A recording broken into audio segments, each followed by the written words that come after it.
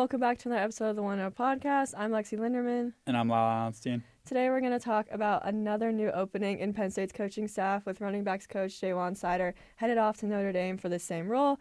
We heard from James Franklin this week about the move. Lyle, kind of what were your takeaways from what Franklin said and Seider's departure? I think, obviously, when he walked in there, he was like, oh, you guys are all here, a lot of people, for the opening for the running backs position. So I think he kind of got out of the way, confirmed it, saying Ja'Juan is off to Notre Dame. I think the quote was, "We wish him nothing but the best." Obviously, good terms. He was the second longest tenured coach on staff behind Terry Smith for 7 years. Obviously, probably not what he was expected, but Ja'Juan's a guy who's said he pledged his loyalty to Penn State in the past, saying if he ends his career in State College, it's fine, but hasn't really stopped him from exploring other coaching roles. Obviously, he's a guy who's talked about having head coaching aspirations, was a finalist for the job for FAU, didn't get it. So I think the most interesting part for me was just the timeline with everything. Happened out of nowhere, especially because the season ran so late with the college football playoff that Franklin talked about. The guy he's looking for there's a lot of financial implications with it because it's going to be a guy who's under contract. There's going to be a buyout, and it's so late in the exploration process.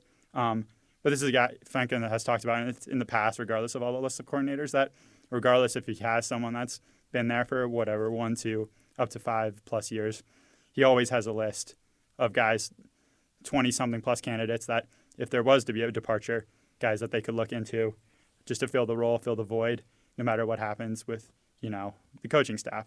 So I thought that was interesting. And I think he made a good point about having it to be the right fit at this point because Singleton and Katron, if he doesn't think that they're going to be a fit for them, there's no point in going after to get a guy because those two have obviously established that relationship with Ja'Juan. They're obviously an unusual kind of duo at this point in college football, considering they're going to be starting for 4 years together. So that he didn't directly say they're going to be involved in the hiring process, but obviously, I think they're definitely going to play a role. I think he talked about Drew when Andy Kolnicki was getting hired. He wanted him involved, kind of see what he had to say. The other interesting part, I think he said was, because there's a lack of candidates, you don't want a young guy. I think that's kind of what he established because obviously he talked about ROI, which, obviously this is football, but I thought it was an interesting perspective because with a young guy, you can see him on an upward trajectory and they could blossom into a really great coach down the road. But that's not what you want in the room right now. You want someone who's proven, who can develop because they've got those national championship aspirations. So I think with that, he kind of pointed for someone that's done it before, had guys develop, maybe go off to the NFL, which I think kind of you look at the reports yesterday from Pete Nakos of On3 saying that DeMarco Murray, former Cowboys All-Pro running back, Offensive Player of the Year, obviously he played with the Eagles. That's the only really Pennsylvania tie there. Was in the mix as a candidate, but then 20 minutes later, obviously he's the running backs coach at Oklahoma, has been there the past 4 years at his alma mater. But then 20 minutes later, that report was gone, saying he's not really in the mix. Other guys, Stan Drayton, former Temple head coach, currently unemployed. That's an older guy who's proven to develop guys at Ohio State, Florida, Syracuse, Texas. Ezekiel Elliott, Bijan Robinson. So I think they want to get it done quick, but I don't think there's really, a lot of names on the board that you could really go after and go get, right? It's got to get done, so. Yeah, I think the timing of it all was just a shock. I was shocked when I found out just because, Seider had been there for 7 years, like you said, established guy. The guys in the room all talk so highly of him. But, I think this is something that's going to be happening more and more in college football just because of how long the seasons are. You're talking, he went to a team that was in the national championship. They also had they found out late that their running backs coach, was going to be gone. Then they have to fill that. So then they're poaching from other teams in the playoff who were playing for that long. So I think it's just going to be kind of a continuous thing with that. But with this case, I do just think it's tough for Penn State. They just threw a bag at a defensive coordinator. They obviously have the money, but you kind of talked about how Franklin doesn't want a young guy, but he also doesn't want a super old guy that's near the end of his career. It sounds like he said they need to find the sweet spot, but I just don't think there's that many options out there that truly are the sweet spot that are feasible. So I think that just makes it way more difficult. And then also the recruiting aspect of it all. Seider ties to Florida, was a great recruiter. Messiah Mickens, 2026 running back recruit, already posted on Twitter a photo with Ja'Juan. And, obviously there can be speculation of whether he leaves leaves and decommits, commits to Notre Dame, things like that. But yeah, so there's also the recruiting aspect of that. I mean, anytime you lose a position coach or any coach, there's going to be recruiting implications there. So, and Franklin kind of talked about the next guy needs to have like a recruiting, I guess, vibe that they want, like a Big Ten, like Northeast, where I mean, obviously they've been looking more West Coast with the Big Ten expansion, but Penn State roots, like the Northeast is where they thrive in recruiting or whatever. So there's that aspect of it as well. And yeah, I think the Nick and Katron thing is also interesting because, I mean, I think Seider played a role in both of them coming back, but I also think that they were under him for 3 years. I mean, how much more is he really going to help develop them? I mean, maybe a fresh set of eyes will do them good. I don't know. We'll see come this next season. But also Quentin Martin Jr. and Corey Smith both said that they are going to stay. We talked to all the freshmen from this past season at second year media day this week. Yeah, they both said they're staying. They got asked, have you thought about hitting the portal? Are you going to enter the portal? And they both were like, no, we're here to stay. Quentin Martin Jr. said he found out Seider was gone when he was on the plane. That was Corey Smith. Oh, that was Corey Smith. Never mind. Just kidding. Corey Smith found out that Seider was leaving when he was like on a plane ride, which is that's kind of funny. But yeah, so just I think at first it was a bit of like, oh wow, this is a huge move. But I think now the implications of it I think just the big problem is just how late it was in the hiring process. I think that's the big problem there. But yeah. I want to talk about the recruiting thing real quick because that's what you brought up a good point with that. Seider, obviously, you talk about the running backs that he's had over the time at Penn State, and you start with Miles Sanders is really, when Seider was at his first year, is the only really guy that panned out as an NFL running back up until what Katron and Nick Singleton are about to be. Because obviously Journey Brown had his career cut short due to injuries. Noah Cain, Keziah Holmes, those are guys who've battled injuries. It just was unfortunate for their collegiate career. Kayvon Lee, Devin Ford, those are guys who earned snaps at Penn State, but like you walking into an not unfortunate, but it's just like Katron and Nick Singleton are the best running backs that Penn State has had since Miles Sanders. So it's just like you see your role gone. Obviously, with the way that they produce for Penn State, you look at all the other running backs, it's just like, has anybody really panned out under Seider? So, and it's not a knack on Seider. You saw what Singleton and Katron did. Like, he's able to develop. But I think the recruiting thing is a big aspect because you look at, it's really the Florida presence because obviously that's his home state. But then you really like, if you think about it, besides Katron, who's IMG, he's from Virginia, so it's not even like that was a direct. All the guys on Penn State's roster that have Florida ties are on the defensive side of the ball. And Florida in its own right, because Ja'Juan really had his pull in South Florida, but Florida is a whole different world with recruiting because you look at John Mitchell and Antoine Belgrave-Shorter are both freshman cornerbacks who we got. John Mitchell wasn't there at second-year media availability. Who are from Jacksonville. I asked Antoine yesterday when I was talking to him, I'm like, did Ja'Juan have a role? And he's like, no. So it's like, obviously it's different positions, but you talk about like how important he is to Florida, and it's like, it doesn't really like matter. Like Zane Durant's from like the Panhandle, so it's just like it's whole different areas. I think Elliot Washington is from like Tampa, so it's just like they're not all the. But then you look at the running backs that they have on board. It's recruiting in Pennsylvania. Franklin talks about best in the state, stay in the state, whatever. But it's particularly evident at the running back spot because within like current roster right now, you've got Nick Singleton, 2021 high school Pennsylvania Gatorade Player of the Year. Then you've got Quentin Martin Jr., who was a top 5 player in Pennsylvania. Then you've got Messiah Mickens, obviously, who seems that Seider has more of a pull on him than some of these guys, but he just this past year won Pennsylvania Gatorade Player of the Year. You've got 2027 commit Keeman Smell from McKeesport, who's looking like one of the top running backs in that class. Obviously, that's ways away, and it's like hard to point at a 2027 guy. Like your recruitment can change regardless of Seider. But then Drew Wallace-Coleman, obviously Imhotep in state, that's a school they love to recruit from. So it's just like it's the Pennsylvania poll that is really the big thing with Seider because they talk about how widespread his value is across the country, but all the success at running back from now to the future, they build around the state. So I think recruiting in the backyard, getting someone from the Northeast Big Ten poll, I think it matters because with how expanded the Big Ten is, like you talked about. Yeah, that West Coast presence is supposed to be there. But Florida is just, it's so hard to recruit overall.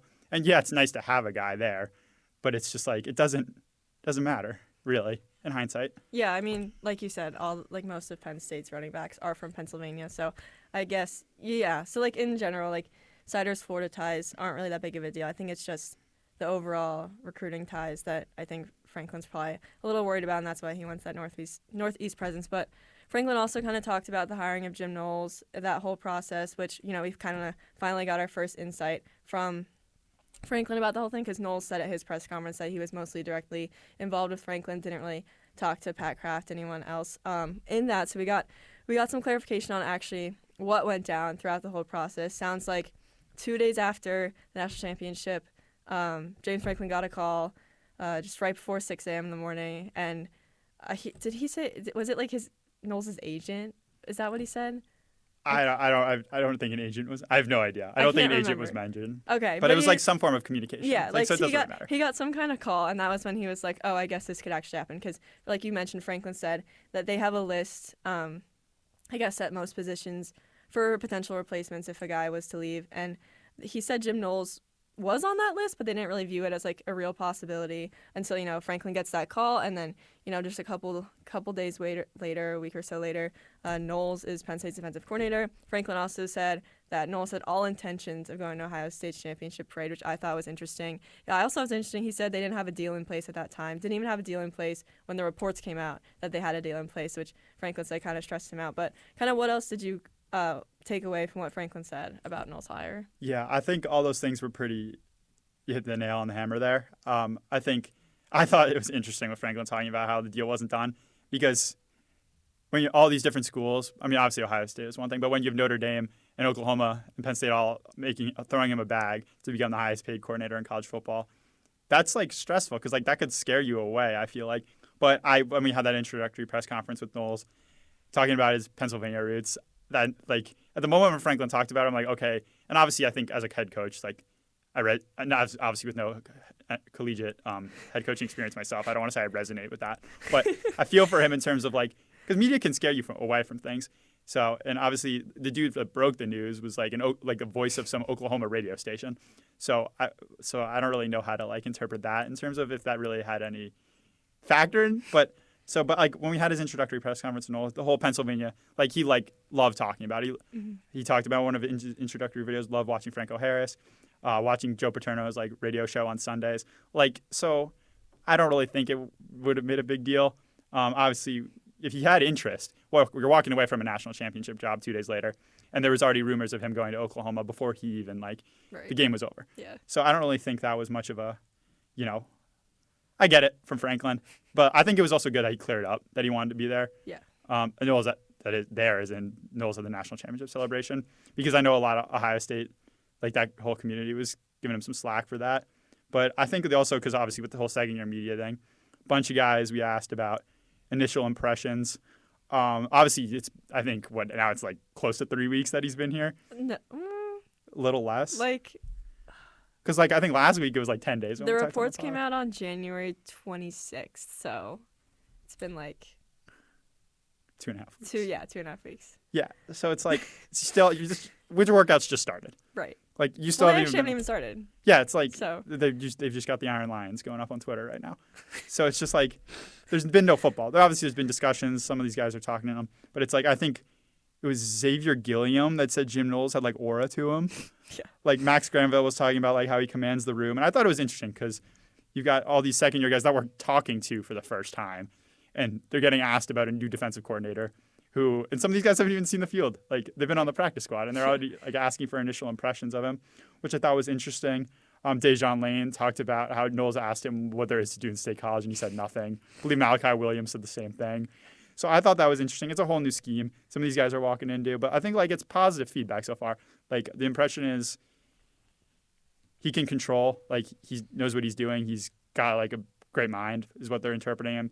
He knows how to lead a defense, and it's been like shown like just getting there. Like he hasn't even done it yet, and they're kind of like, okay, this is a guy like he knows what he's doing. We're gonna grow under him, and I think it's just so hard. Like because we talk like new coordinator, your first time talking to people, and same thing with Corey Smith and Quinn Martin with the whole Ja'Juan thing, it's like their spokesperson for the whole situation. Yeah. Because it's like we're meeting these guys, most of us for the first time, and they're getting asked, are you going to enter the portal? Yeah. So I think just combining the whole Seider and Knowles thing, I know I just went on a tangent there, but I think that's a tough situation for some of these second-year guys that you get put in. And especially when you're like not even close to seeing the field. Some of these guys like Liam Andrews, Kari Jackson, like they dealt with injuries the whole year and like didn't even get on the practice squad like any reps. So I thought a lot of them handled it very well, especially Corey Smith and Quinn Martin Jr. because I talked to both of them. And that's a lot. They were going through the ringer, and these guys are just like Corey Smith like just wanted to talk about like his touchdown he almost scored. So it's just like I don't know. That was kind of what I took away from that. Yeah, I do think the one that you mentioned, Ja'Juan Lane saying Knowles asked him what they're doing at college, and he said nothing. I asked Ja'Juan Lane if he's talked to Knowles, and if you remember from Knowles' press conference, he put an emphasis on building relations with the players. That's what he wanted to do first. And so I thought it was interesting that Lane said that he hasn't talked to Knowles about football at all, and it's only been personal stuff about State College, things like that. So I think we got clarification that Knowles is a man of his word, is actually trying to build relationships with the players right now. And I think winter workouts, I think that's just going to be his main focus because I think he's probably, like right now, he's just probably trying to figure out, like Franklin said, they're trying to figure out what he wants to bring, what Penn State wants to keep, and Knowles said that too. So I think it's interesting to get that clarification that Knowles is actually, talking to these players about their personal lives, but like you mentioned, second year media day, they were going through the ringer. I mean, I think this is just an off season where a lot has changed. A new defensive coordinator that people say is top 3 in the country. I mean, arguably you could say he's the best. Franklin basically called him the best in his press conference, and then running backs. There's 2 freshman running backs out there, and their coach leaves, like you just said. So I think the guys are being put through the ringer. But is there anything else that stood out to you from talking to all the guys at second year media day? Ooh, I mean, I talked to the running backs. We obviously counted that. Right. Tyser Denmark, I talked to. I think if this guy pans out, the way obviously he had a really buzzy offseason. Mm-hmm. He had 2 catches, which were both of them where he had that sick toe tap grab against Kent State, obviously garbage time, and then he had the garbage time touchdown against Maryland. That caused the whole Loxley Franklin interaction. But this is a guy that's exciting. For Penn State fans. Obviously, he was on that borderline. Could he burn the red shirt? Didn't end up doing it because so many guys in the room. He had to do enough to because it was a pretty veteran presence for the Penn State wide receivers room. Obviously, Julian Fleming transferred 5th-year guy, right? Harrison Wallace and Amari Evans. Amari Evans played as a freshman. Harrison Wallace has been around for a while. Liam Clifford, if Clifford family is on year 9 coming up in State College, whatever. Obviously, Liam is not Sean with the eligibility, but he talked. A lot of them were trying to a lot of the questions were directed about anticipating a big breakout or doing these and I think he handled it really well. He's just talking about staying focused, getting better, because a lot of people want him to be that guy, but he knows that the opportunity is there. Obviously, Kyron Hudson and Devontae Ross coming in as transfers, that adds some competition. But Harrison Wallace, Amari Evans gone. Those were guys he specifically said he looked up to. Mm-hmm. But he knows, at the end of the day, he wants to see the field. He wants to contribute. He's just keeping his head down. He's not worried what people say. And he talked about, because he also was asked about the criticism of what the wide receiver room gets. He's he gets it, but they're not. They try to block it out. They wanted to perform. Obviously, they didn't want to be held receptionless against Notre Dame in the Orange Bowl. I was about to say Fiesta Bowl. So I don't know. I think I'm really curious to see, because this is the guy that everybody wants to be on the field, and from the flashes, but we see him in practice. He had 2 catches. He didn't get enough game reps for me to actually justify. And he got there either late May or June, so you don't even get time to acclimate to the playbook. The last guy that showed up in that time of the year for summer ball was Abdul Carter, to actually see the field and make an impact. Right. It's and obviously Abdul Carter might go number 1. Yeah. So you need to be a special kind of talent. Other than that, obviously running backs. Who's people that stood out to me? Well, I'll go off your wide receiver point. I think it was interesting. Well, because I saw on Twitter this season when all the criticism of the wide receiver was happening, people were like, well, if everyone's so high on Denmark, why isn't he seeing the field? Why isn't he seeing the field? But I think that, you got to develop. You have to develop. Not everyone is Jeremiah Smith. Tyser Denmark. But that's what all Penn State fans want. Exactly. So they think he can be and that. It's I fear Tyser Denmark is just not Jeremiah Smith. But I do think his mentality seems like the kind of guy that they want, that can actually make an impact on this program, and he has the chance to. I mean, I I thought it was interesting. Ethan Grunkemeyer compared transfer Devontae Ross to Tyreek Hill.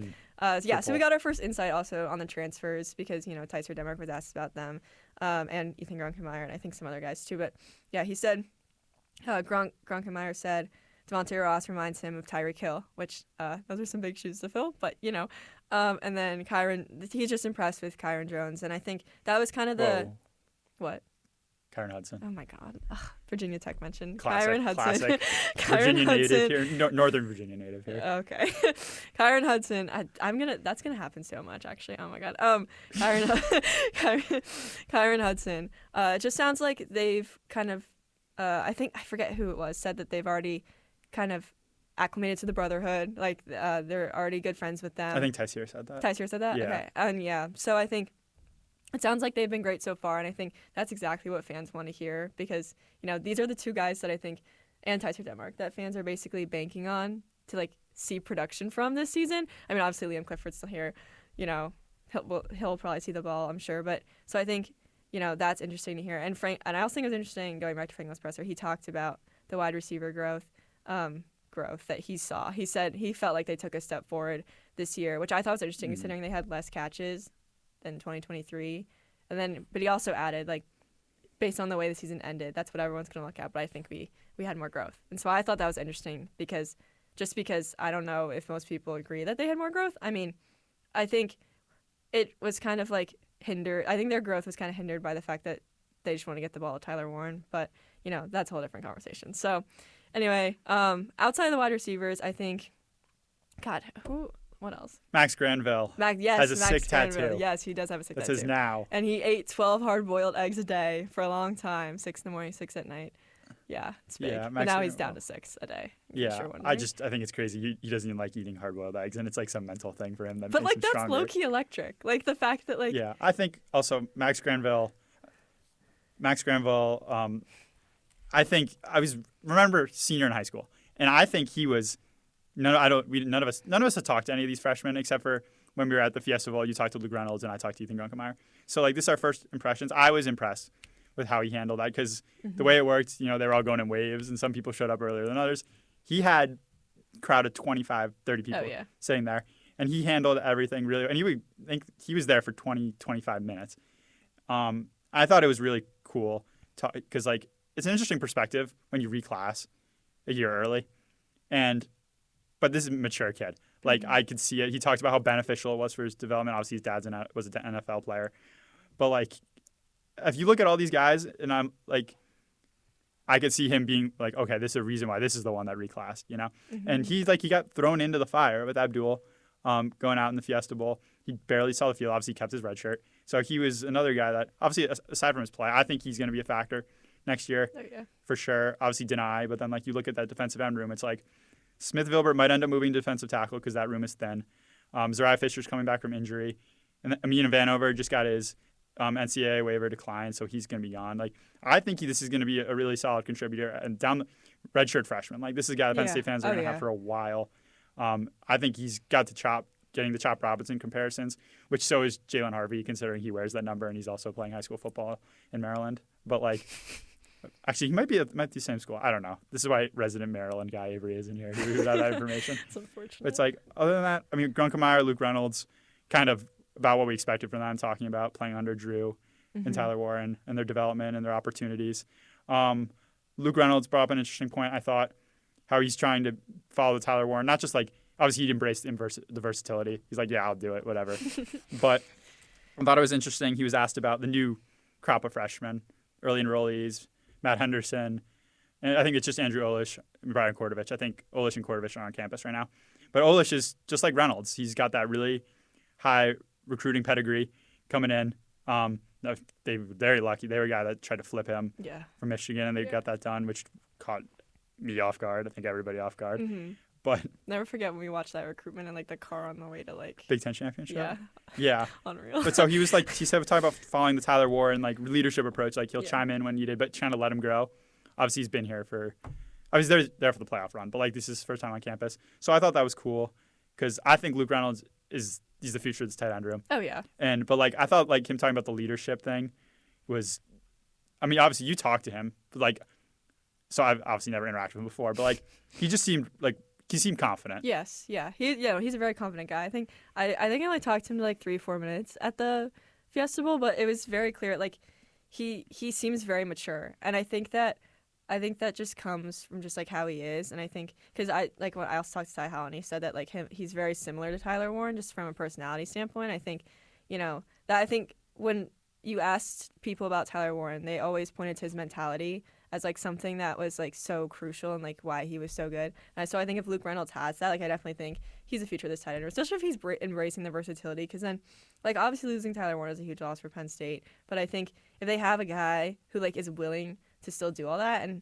who potentially could do it maybe not as well as Tyler Warren, but like maybe close up. How do I want to word this? Close up to the par of that. Like that could be huge going forward. But he, I mean, like it's obvious the program's high on him, and he's one of 3 guys who got green lighted. I think he played in every game. And obviously without him, maybe Penn State doesn't even have the season they have because of that Minnesota play. So that was huge. I think someone asked him at second community like how often he thought about that play like after it happened. He said he thought about it for days. And when I asked him about it at the Fiesta Bowl, he said it was obviously like the highlight of his season. But yeah, he just seems very, very confident, very poised. I think that's kind of the vibe I got for most of the second years. Same with like DeJohn Lane, Tyser Denmark, like we said, and all of those guys. But yeah, I'm trying to think. I mean, Cooper Cousins was there as well. I didn't talk. I didn't talk to Cooper Cousins. Dang. I think it was Avery and Joel. No. But like I talked to a bunch of other guys. I wanted to talk to Cooper Cousins guys in case anyone wanted to know. But I think, obviously I talked to other guys about Cooper Cousins, right. And this is impression of him as just leader of the class. Captain. Obviously, there's that clip of him following the loss to Notre Dame of him waiting outside the tunnel with everyone going to the locker room, giving everybody hugs. It's the one that Kobe King is like the main focus of that clip. Like Kobe King was obviously really emotional. Ended up being his last game, which who knows if he knew that at the time. But Cooper Cousins embraced him, and on top of like, because I think his recruitment, Franklin talked about like some point during the regular season, he's like, yeah, I took a lap around like Lash, and he's like, okay, I'm in. Like he always wanted to be here. Was kind of a leader, tried to get other guys on board, but on top of his leadership, there's a reason you burned the red shirt. Like, The dude does not look like he's a sophomore in college. No. At all. He's the 6'6". I don't even know his weight. But, like, this is the future offensive lineman. I think Donnie Harbor was like, yeah, he's the best offensive lineman in the country, which is like, okay. Like, or will be. I forget what the exact quote was. So, obviously, stretch, but high expectations. He was preseason freshman All-American on several different platforms. Obviously didn't play, so it's not like you can really get that. But when I say didn't play, didn't start. Played in a lot of the games. So, yeah, obviously those are guys that we know are going to – him, Lane, Reynolds are like the main 3. Obviously Grunkemeyer. Right. But I think it was cool. I enjoyed having a lot of the conversations. Some of those guys obviously had never really done media before. Yes. But, like, can't blame them. No, of course not. So it's just like whatever. But it was fun. Everyone seemed kind of engaged. They're like, oh, this is a whole new experience. You know, but like the whole like setup a little overwhelming with the tables and everything. So they probably like, I think it was Xavier Gilliam was like doing laps before he found his name tag. But I think good takeaway. Obviously, we'll get to talk to these guys more in the future. A couple notable names that weren't there for whatever reason, either they had class, didn't show up, injury, maybe.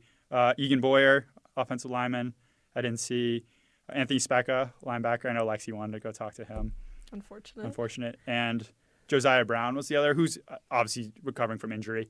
So we'll see how that actually worked. Injured guys that were there, though. Kari Jackson and Liam Andrews both said they were full go after not getting to practice this year. Peter Gonzalez was there. Long-term injury suffered in like June, I want to say. Yeah, it was early on. It was really early. Yeah. Obviously, he didn't say if he was good to practice. He said they're still figuring out his timeline. But you have to think it's a positive sign. Yeah. Because Penn State never gives anybody injured for media.